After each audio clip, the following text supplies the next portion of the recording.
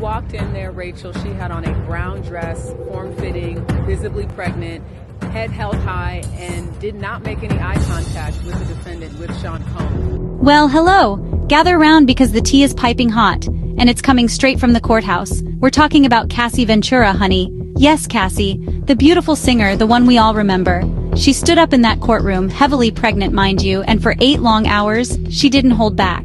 Not one bit. She laid it all out. The alleged horrors she endured with none other than Sean Diddy Combs. Oh, the courtroom was silent, you hear me? Silent, except for the sound of jaws dropping. This wasn't just testimony. This was a bombshell exploding right in the middle of the music industry. Cassie, looking like her confidence had been snatched away, painted a picture so dark, so disturbing, it made your skin crawl. She talked about things that would make a grown man blush and then cry. We're talking about years of alleged manipulation, control, and things I can barely say on daytime television. But we have to talk about it. Because if this is true, if even half of what she said under oath is true, then this is a scandal of epic proportions. This is bigger than R. Kelly, bigger than anything we've seen in a long, long time. The details, Chili, the details, they were sensational, shocking, and frankly stomach-churning. Let's rewind a bit. How did this all start? Well, Cassie met Diddy back in 2005. She was just a baby, honey, only 19 years old. He was 37, a whole music mogul, the king of bad boy records. Imagine being that young, that fresh-faced, and getting the attention of someone like Diddy. He signed her to his label, and you know how that goes. The glitz, the glamour, the promise of stardom. It probably felt like a dream come true for a young girl trying to make it in the cutthroat music world. They didn't start dating right away, not officially. According to Cassie, that happened when she was 22. Still young, still impressionable. He was older, more experienced, and let's be honest, incredibly powerful. When you're in that kind of situation, with that kind of power imbalance, things can get complicated real fast. What starts as a professional relationship, a mentorship even, can morph into something else entirely. Now, according to Cassie, it didn't take long for things to take a sharp turn. Just 2 months into their dating relationship, Diddy allegedly decided it was time to introduce her to his wild side. And what did that entail? Voyeurism, for starters. He told her he liked it, and Cassie, not wanting to make him feel judged, agreed to try it. Oh honey, that's how it starts, doesn't it? A little compromise here, a little discomfort there, all in the name of keeping the peace. This wild side wasn't just a phase, it was apparently a lifestyle. A lifestyle that Diddy allegedly expected her to fully participate in, whether she liked it or not. And when you're young, and maybe a little bit in love, or at least infatuated with the idea of love and success, you might find yourself agreeing to things you never thought you would. You might tell yourself it's not that bad, or that it's just a one-time thing. But for Cassie, it seems this was just the opening act of a very long and disturbing show. Think about the pressure. He's this global icon, this larger-than-life personality, and he's telling you, his girlfriend, that this is what he's into. Do you risk his anger? Do you risk your relationship, your career by saying no? And then came the drugs. Oh yes, the drugs. According to Cassie's shocking testimony, Diddy didn't just dabble. He allegedly kept her constantly high. She said he introduced her to a whole pharmacy of substances. Molly, weed, ketamine, mushrooms, even coke. Can you imagine being systematically plied with drugs by the person who is supposed to love and protect you? It's a terrifying thought. This wasn't recreational use. This was, as she described it, a tool of control, a way to keep her compliant, to keep her in a fog. This wasn't just Cassie's word against his either. Remember that raid on Diddy's Miami home in 2024? Well, they found MDMA, also known as Molly, right there. And it doesn't stop there. Diddy's ex-assistant David James testified that Diddy took ecstasy pills shaped like Barack Obama's head. Can you believe the audacity? Another ex-assistant, George Kaplan, also testified that Combs often requested drugs. So Cassie's claims about the rampant drug use? They seem to be corroborated by others who were in Diddy's inner circle. It paints a very clear, very disturbing picture. Section 5, Escorts on Demand, Cassie's alleged role in a twisted game. Now let's talk about the escorts, as Cassie apparently called them. Yes, escorts, male escorts. According to her testimony, this was a regular part of their life. She stated they would find these men through sites like Craigslist. Can you even imagine? A multi-millionaire music mogul and his girlfriend allegedly scrolling through Craigslist for company. But it didn't stop there. Diddy allegedly linked her with escort agencies all across the country. These agencies would then inform them of new male escorts available. It was like a twisted shopping network. And Cassie's alleged role in all of this? She said she would show photos of these men to Diddy for his approval. He liked to see them first, she claimed. He had specific tastes too. Initially, it was BLVK guys with big bics, but later, his preferences apparently expanded to include Latino men. Section 6. The freak-offs, inside the Chamber of Horrors. So, what exactly were these freak-offs, as they were called?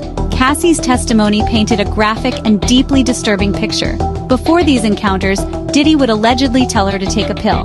There it is again. The drugs, always the drugs. She had to be perfect, she said. Waxed, wearing heels, looking flawless. He directed everything, from the lighting in the room to the smell. It was like he was producing a twisted movie, and she was his unwilling star. The level of control was absolute. The encounters would involve Diddy and Cassie first talking with the male escort, then they would oil up. And honey, when we say oil, we mean oil.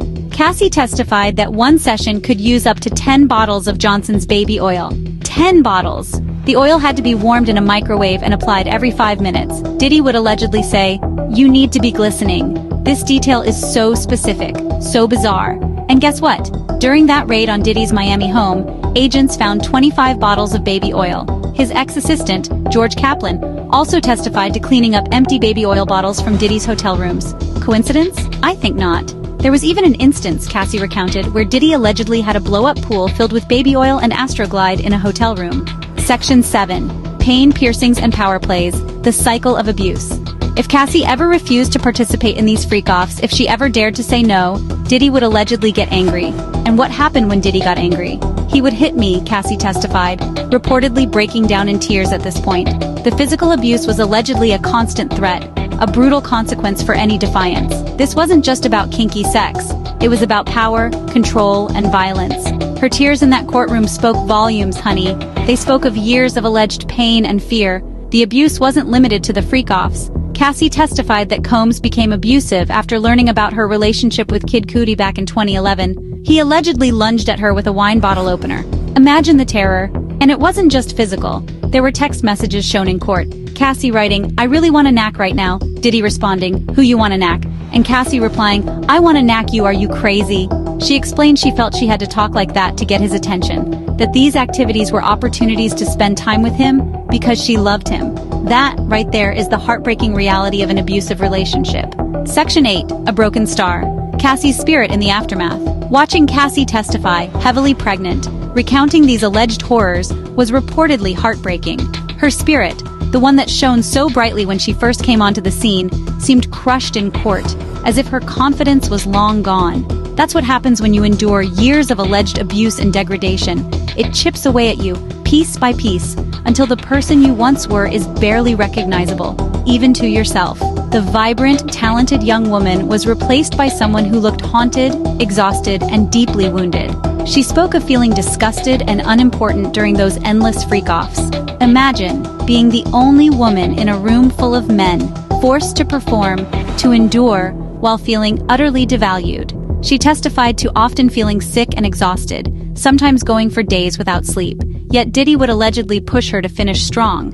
There was no concern for her well-being, her health, her sanity. Section 9. The fallout, courtroom shockwaves, and what lies ahead. The impact of Cassie's testimony in that courtroom was immediate and profound. You could hear a pin drop, they said. The audience, which reportedly included Diddy's own children, was visibly shocked by the graphic and disturbing revelations. This wasn't just celebrity gossip. This was a raw, unfiltered account of alleged systematic abuse and exploitation, laid bare for all to see. The details were so specific, so horrifying that they left many stunned and struggling to process what they had just heard. This is the kind of testimony that changes the narrative permanently. Diddy, meanwhile, was reported to be attentive, constantly speaking with his attorneys, passing notes. He has denied all wrongdoing, of course, but Cassie's detailed, emotional account, corroborated by other pieces of evidence and testimony from ex-staffers about the drugs and the baby oil, paints a powerful picture.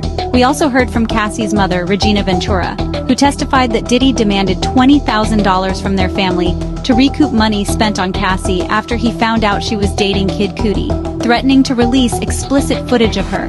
That speaks volumes about alleged coercion and control. And speaking of Kid Cudi, Scott Mescudi himself is set to testify today, May 22, 2025. He's expected to talk about Diddy's reaction to his relationship with Cassie back in 2011, including alleged threats to blow up Cudi's car, which was later found scorched.